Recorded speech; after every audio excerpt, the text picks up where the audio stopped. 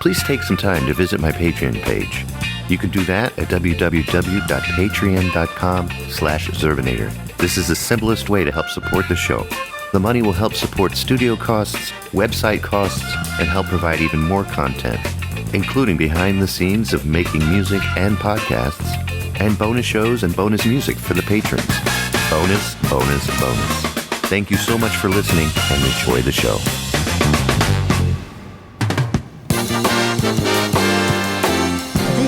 This is a Zerbinator Land production. Enjoy. Hello and welcome to Look It, an audio trip down memory lane. Toys, trends, and turntables from the days of then. Tonight I have my special guest with me, Mr. Mark David Little, to speak with me about television's greatest writers. Tonight's episode is titled Joe Connelly and Bob Mosher. Mark David Little, how are you doing, my good, overly awesome friend? I am fine. Thank you so much, Kevin. How are you? I'm doing very well, and I'm so excited to have you here. For those who don't know, Mark David Little happens to know Sal LaSalle, Bab Shermack, Dick Bow, Fernotner, all of them personally. And I have met them, yes. It's awesome. I'm so glad that you got to meet them, and those people can be heard at the Please Stand By podcast. And Mark David Little basically is their producer, director, or what are you? I'm their handler. Their handler. Their handler, yeah. Their handler. It's hard to get all of them into one room at the same time, but yes, I'm their handler. He's also in charge of the Atari Lynx Handycast. That's right. And thanks. And TubeTunes at tubetunes.net. Please check it out. It's all available for your ears and highly suggested, very educational. And it's one of my favorite shows as well. Welcome to the Look It Podcast, where all your dreams come true. This is the show that takes you back, shows you around, and reminds you of the good old days. Now here's your host, Zerbinator. You already told me how you're doing. I'm so glad you're coming along for this exciting episode. Thank you. Well, I've been looking forward to getting back into podcasting, especially with you. Thank you. Because you're so much fun. God bless you. And that shows every time you guys do Please Stand By. It's just great. Thank you. That's the best podcast on the air, period, bar none. Thank you so very much, and I really do enjoy appreciate it. It's at least 35% your fault as well, so thank you very much for jumping in there. Ferg and I, we do, what would that math be? That would be 20 and 70%. So that makes okay. So that makes you. Is this that Singapore math that you've been talking about? You come up to 105% because of you, and I. Oh, thank you very much. I just said that to show I realized my mathematical mistake. Well, I don't blame people for their mistakes, but I do ask that they pay for them. I can breathe now a little bit because I've been so busy lately. Got so much going on this year. Lizzie, my wife, crashed her car earlier this year. So I gave her my Prius because she wanted it, and I bought a new Miata convertible as part of my 60th birthday gift to myself at Lizzie's insistence. I can tell because of your face, you look like Ricardo Montalban. Rich Corinthian leather. That's what, and I'm not saying your face looks like rich Corinthian leather at all. But well, it might in a few years. Now, how is Lizzie doing from the car crash? Good? She was not hurt, but the car was pretty much totaled. So thank God. She was actually able to drive it home, and then it just wouldn't work anymore. So we ended up getting rid of that, and I got the Miata, and I've been driving it like crazy. I just love it. It's a lot of fun. Well, happy birthday on the 60th. That's awesome. Yeah. Back in the 1400s, that was never heard of. Oh, right. People didn't live that long. Not at all. So you beat the shit out of them. Yes, I did. You're going to bleep that later, right? So. Okay, I hope so too. Plus, I've been busy at work. This is a busy time for me. I'm a property manager, so it's just busy. Yeah. I've been able to shed 5 pounds of winter fat. I've still got a long way to go, but I'm working on it. Yeah.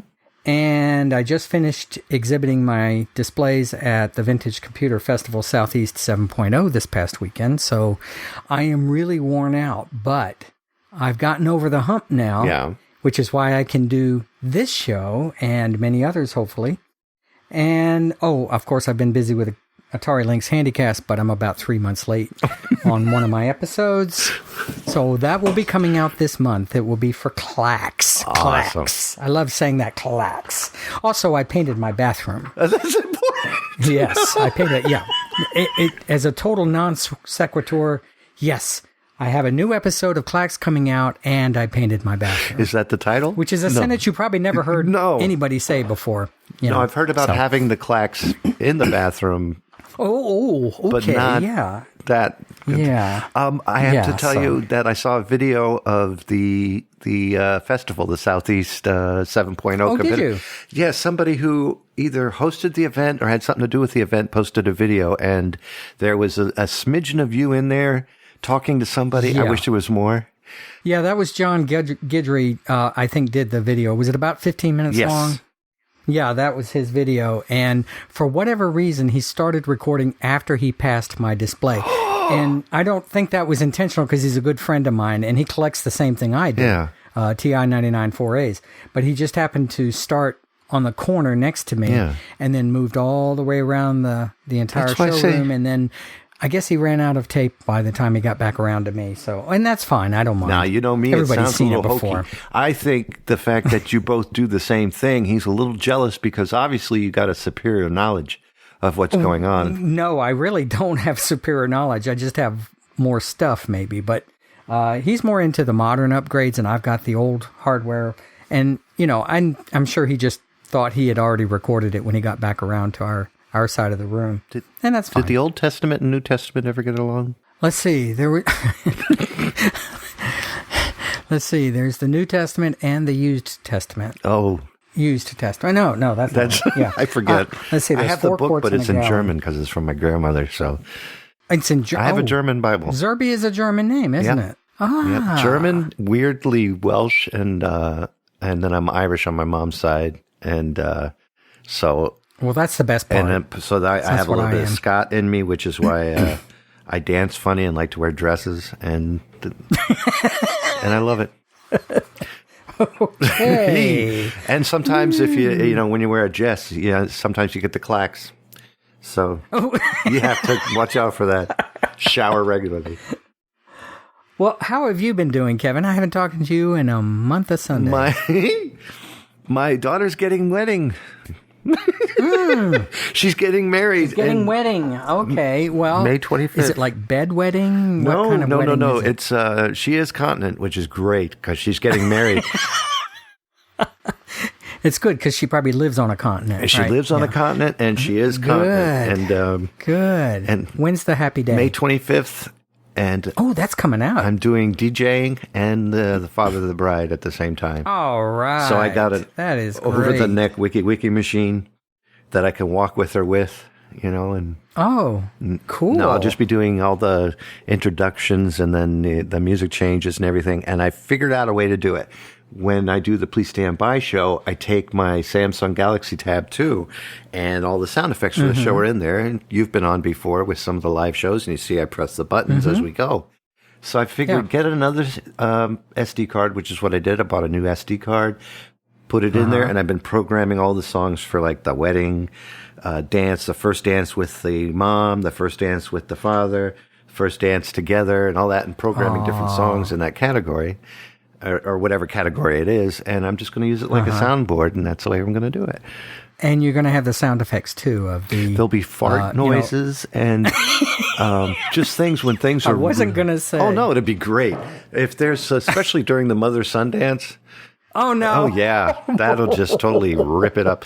They'll be playing something nice like "I Want to Stay Home" by Jellyfish or something, and then they're and they'll both look at each other like, okay. It'd be great. Don't forget to put Sarah's laugh in there. Yes, I should. Well, where is the wedding going to be? Is it going to be very close to you, actually? You're in Carolina or Tennessee? I forget. Neither. I'm in Atlanta, Georgia. I knew that was coming. That's okay. No, it's okay. It isn't. Everybody makes that mistake. I do a lot, and there's no point. Oh, look at that. So where is the wedding? It's Abington, Virginia, on the border of Tennessee.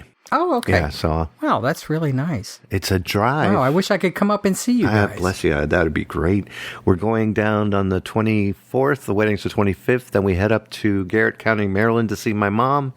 And then that's I think a 6 or 7 hour trip from where we are. And then we do a 10-hour trip back up here to Connecticut. So it's going to be a very long time with me and just the wife in the car. And I'm sure we're just going to have nothing but pleasant conversation. And fart noises. And whatever noises can come from that. Yes, exactly. Well, good. I'm sure it'll be great. I'm looking so forward to it. Yeah, good. I bet you're not going to cry at the wedding, are you? Of course Yes, you I are. will. I will cry. I'm positive I will. You're an emotional guy, I know. Yeah, And because... there's nothing wrong with that. But, Okay. hey, Mark, do you want to talk a little bit about how we got to know these two gentlemen that we're about to discuss tonight, Mr. Joe Connelly and Yeah, Bob I Mosher? would. Yeah. I got to tell you, I know Connelly and Mosher's work from the Munsters more than from Leave It to Beaver. Because when I was growing up in rural Alabama and Mobile, Alabama. And for whatever reason, they didn't rerun Leave It to Beaver. Oh, that's rude. Where I lived. So I never saw the show until really I was an adult. But I saw the Munsters because the Munsters started in 1964, and I was alive in 1964, as we now know. They didn't even have people back then. No, we didn't. We didn't have TV. We had stones and rocks, and that we lived in caves and stuff.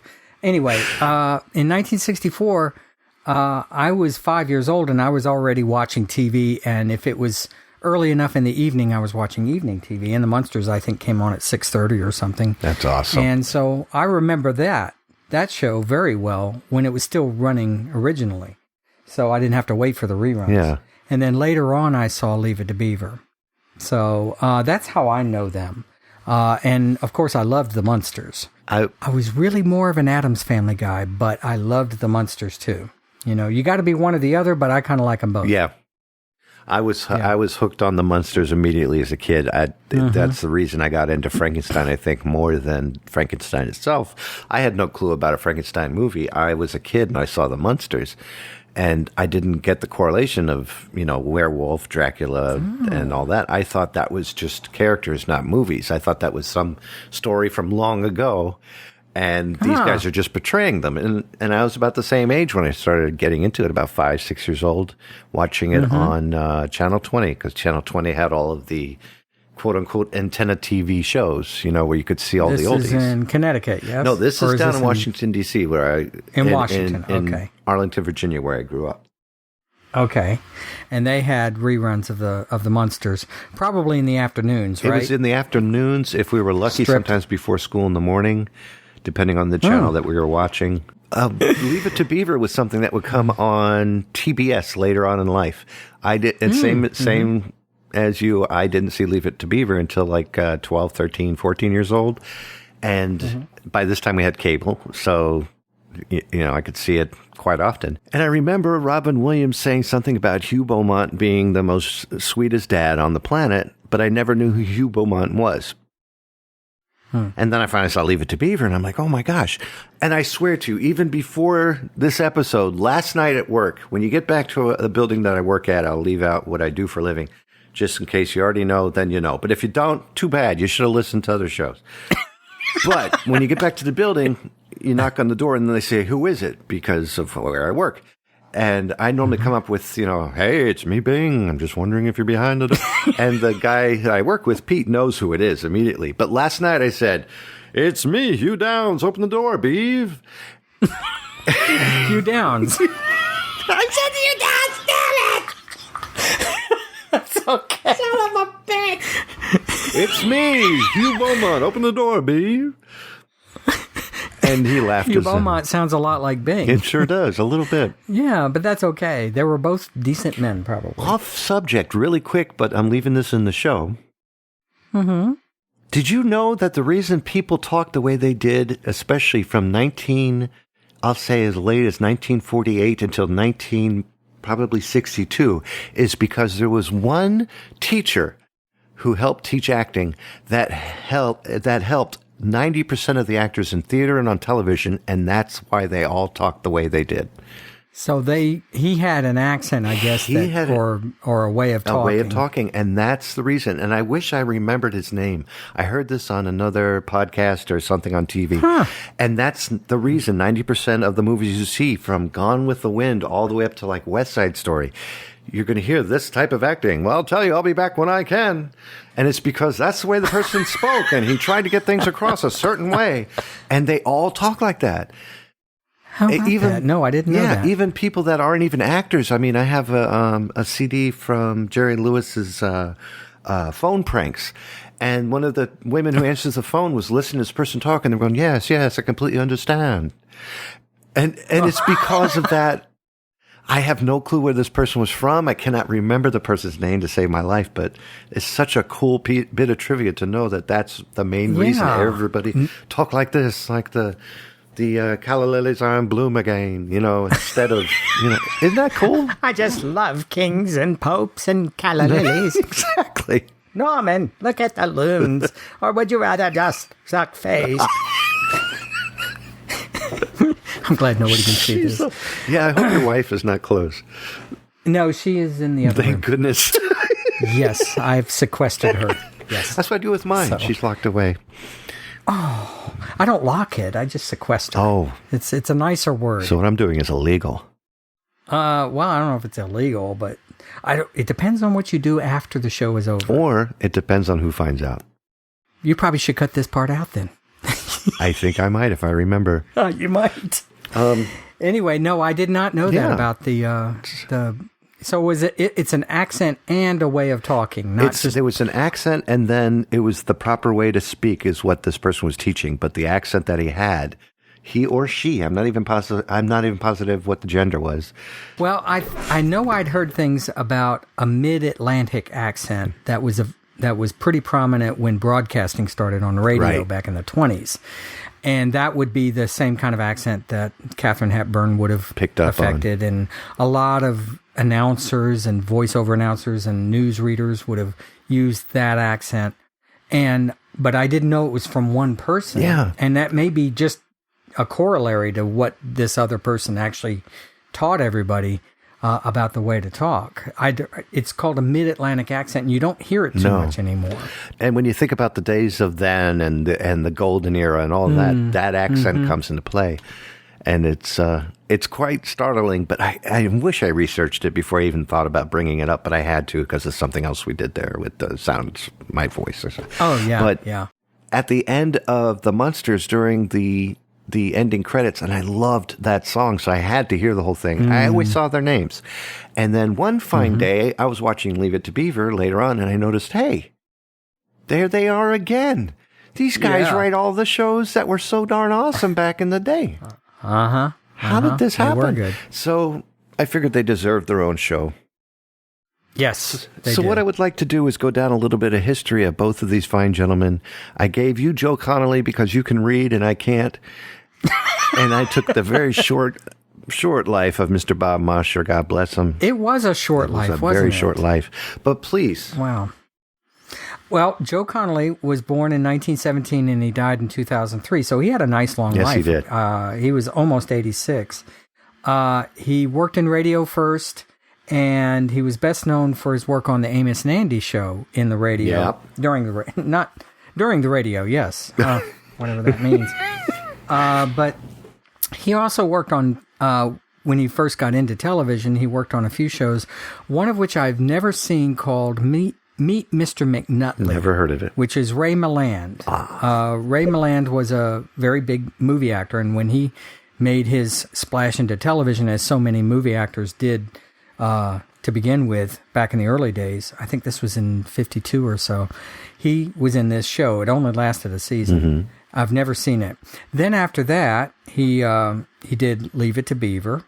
Oh, he did the Frank Morgan show. Now, do you know who Frank Morgan is? Frank Morgan is not related to Freeman, so no. No, not related.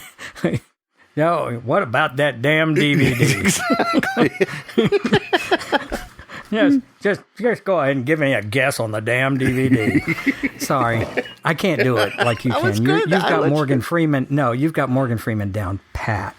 Frank Morgan played the Wizard of Oz in the movie. Oh, for gosh sakes. Yeah, that's right. And so he was, he had a sitcom, which I didn't even know about, or it was, I don't know if it was a sitcom or a drama show, but anyway, Joe Connelly and Bob Mosher worked on it. Awesome. And then they worked on Leave It to Beaver, which ran, I think, 6 seasons from 57 to 63. Yep. They also worked on Ichabod and Me. Okay, that needs to be Ichabod and I. Well, it depends on whether or not it's the subject or a predicate. If you're saying Ichabod and I went to the fair, then it would be I. But if it's the boy gave the ball to Ichabod and Me, then that would be correct. So it depends on the context. But anyway, I had never heard of the show, although I do have the theme on Tube Tunes. I think it's on one of my episodes. Please don't ask me which one, because I don't know. Which episode is that? Oh, I'm sorry. I just told you not to ask me that. I didn't. But... I asked you not to ask me that. Ichabod and Me starred Robert Sterling, who was in the TV show Topper. Yes. With what Leo G. Carroll, hostess said, "Go," says Topper. Anyway, so he worked on that, and then they worked on Bringing Up Buddy, and then they worked on The Munsters. And after that, they did a show called Pistols and Petticoats, which was a Western sitcom. And it only lasted 1 season. And I remember watching that on the network when it was running. And I even remembered the theme. I had that theme too. And I didn't realize that they had done that. Anyway. Me neither. Getting back to Connelly. Sure. He worked in the Marines, the Merchant Marines, and then he went to work for J. Walter Thompson. You've probably heard of J. Walter Thompson, the big advertising agency in New York City. And that's where he met Bob Mosher. And they both were copywriters at the advertising agency. Well, Mosher left the agency in 1942, and he moved to Hollywood to write for Edgar Bergen and Charlie McCarthy. And you probably know who those are. Yes. Completely. He's a dummy. Sorry. Go ahead.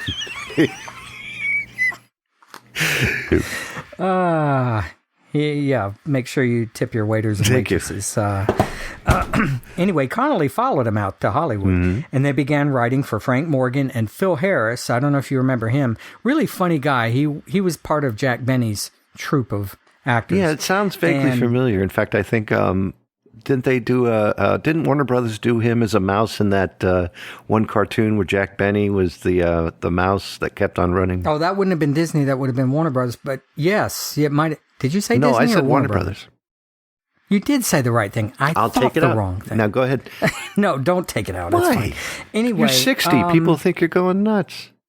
Is this the bus to the Civic Center? I was hoping that was coming, believe it or not. Sometimes I tell stories that don't go anywhere. Anyway, Phil Harris used to play a pretty good drunk on the Jack Benny program. And yeah, I believe he was on that cartoon that you're talking about. And he was also the voice of Baloo in the Disney movie, The Jungle Book. Oh, I didn't know that at all. The original Jungle Book movie. And that's why probably Disney was in my head when you said Warner Brothers. So they began a 12-year run writing for the Amos and Andy show, which included the 1950s TV version of the popular radio show. Right. An interesting thing about that show, the TV show, in 1966, the show had already been over by then, and it was being rerun all the time, in the mornings or afternoons or whatever. Absolutely. And there was a lot of complaints because there are a lot of stereotypical, what we would consider not correct, politically correct, portrayals of black people. Right. In the radio show, the characters of Amos and Andy were played by white actors. In the TV show, they did get black actors. Right. But it was still considered very, even by 1966, when the civil rights movement was going on all the time, at that point, CBS, who owned the rights to the show, pulled it from syndication because of the negative stereotypes that were displayed on the show. Wow. So that's I interesting. remember reading that years ago, and because of that, I don't think I've ever seen an episode of the show. You might be able to find one on YouTube, but generally, the tapes were destroyed or the films were destroyed. Now, I'm wondering, just off of another whim here, if it's possible that would have been something that Norman Lear would have seen and held as a standard in his life. I can't believe that he would not have seen that show. I mean, he's in his 90s now. And I wonder if he in the 50s when the show ran, that would have been 65 years ago. He would have been 25 or 30. So I wonder, and he was certainly maybe he was maybe he was already working in television by that time too. Yeah, but it's possible that staple must have stuck with him, especially when he wanted to get his own shows off the ground. I wonder if that type of respect kicked in the fact that he was going to go ahead and that's a very good point. I never really thought about that. I always wonder that in the last 5 minutes. Seriously, it just kind of hit me. It's like, I always wondered it in the last 5 minutes. Because he's the only person I could think of that actually was bold enough to make an all-black television show that everybody liked to watch. Mm-hmm. So, anyway, continuing. I'm sorry. Anyway, no, that's okay. The first solo episode, or first solo venture that Connelly worked with Mosher on was the anthology series for Ray Milland, which is an experience that taught them, Connelly later said, to focus on their writing instead of the things that they know. Or to focus their writing instead on things that they know. Mm-hmm. So that's how Leave It to Beaver came to be. That's because awesome. I think Connelly had 7 kids and Bob Mosher had 2. And they really didn't have to look any further than their own houses to get inspiration for the scripts that they wrote for Leave It to Beaver. Connelly had a 14-year-old son named Jay, and he was the model for Beaver's older brother, Wally. And then he had an 8-year-old son, Ricky, who was the inspiration for Beaver. And the name came from one of Connelly's merchant marine shipmates. Oh, I never knew that. No, I didn't either. That was beautiful. Interesting.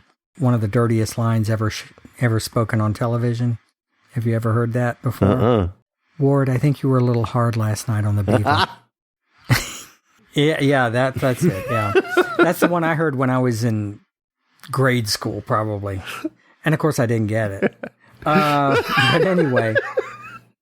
So, they worked on the show. Connelly and Mosher worked on the show. It was very, very popular. It ran on ABC, then it moved to CBS, I think, and ran for 6 or 7 years. I forget how many exactly. That's awesome. I love that show. Then they went to the Munsters.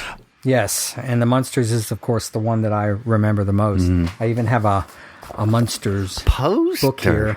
Is that a... No, it's a book. It's a book? It's a book. That's a big book. The Munsters Television's First Family of Fright by Stephen Cox. And they've got some nice pictures in here. Obviously, our viewers at home can't see them. They can imagine.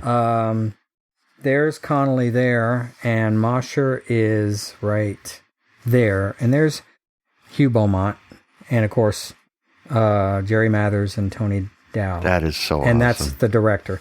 So, yeah, a lot of good information in this Munsters book. So anyway, as I said, he died in 2003. Connelly did. And lived a nice long life. Yeah. He had Alzheimer's at the end of his life. So I kind of know what that is like because my dad's going through that. But bless him. He lived to be 86 or 85 and a half and was really well respected in the Hollywood community for his writing skills when he was teamed up with Bob Mosher. Well, tell us a little bit about Bob Mosher. I surely will. Bob Mosher is a gentleman that worked with Joe Connelly and did a really good job. He was born January 18th, 1915, and unfortunately passed away in December of 1972. 57 years old, very young. Died in Encino, California. The reason he passed away is that he died of a brain tumor. And... But yeah, he as you stated, they got to meet working together as copywriters, and same thing. He worked on the Amos and Andy's, the Meet Mr. McNutley's, and the Leave It to Beavers, Ichabod and I, and Bringing Up Buddy. Bringing Up Buddy was about a dog, right? I don't remember. Let me look that one up. I really can't remember that show either. Bringing Up Buddy. It was. I knew it had Enid Markley because I just looked it up. Who is Enid Markey? Enid Markey is an actor actress, excuse me, Yeah, because she played Aunt Violet Flower. She was in Tarzan of the Apes and The Romance of Tarzan, so she had a thing for the jungle.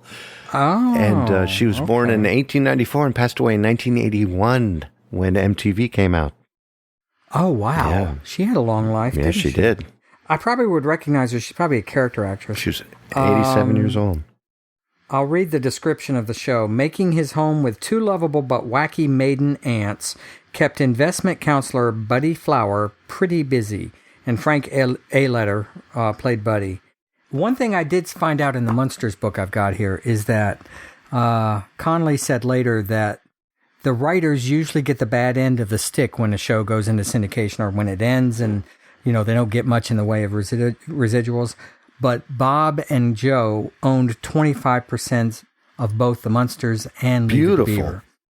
So they did pretty well over the years, is what he said. Beautiful. Both shows did very well in syndication.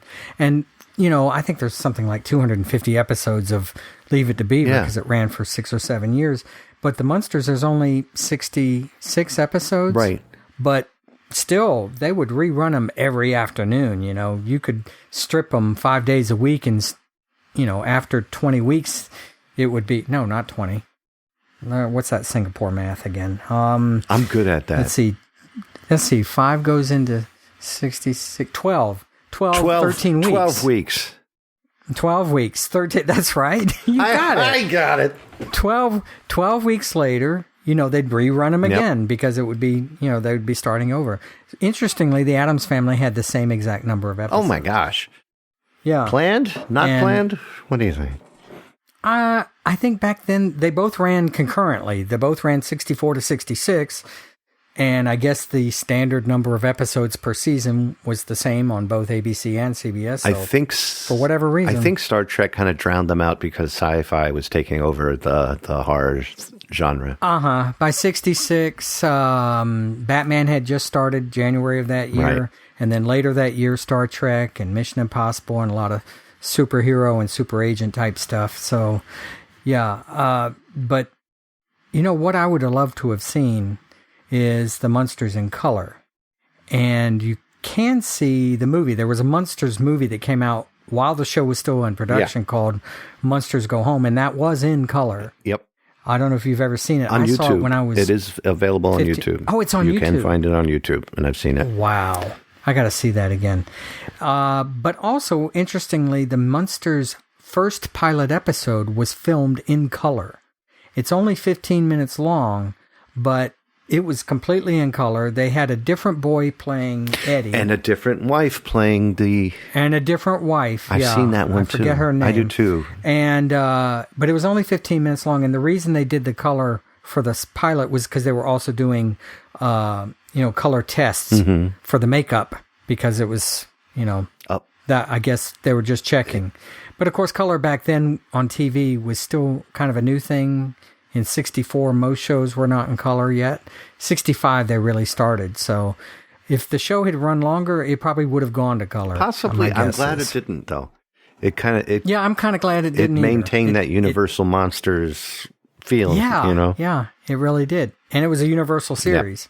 Yeah, exactly. It was done by the same company. So, wow. I love it. Anyway, I love it. Love the show. Well... And Leave It to Beaver. Loved them both. When Joe Connelly passed away, he was buried at Culver City's Holy Cross Cemetery. Mosher was a 1937 Susquehanna University graduate. Oh, I didn't know that. Yes, he was. That's in Pennsylvania, yes? Sure is.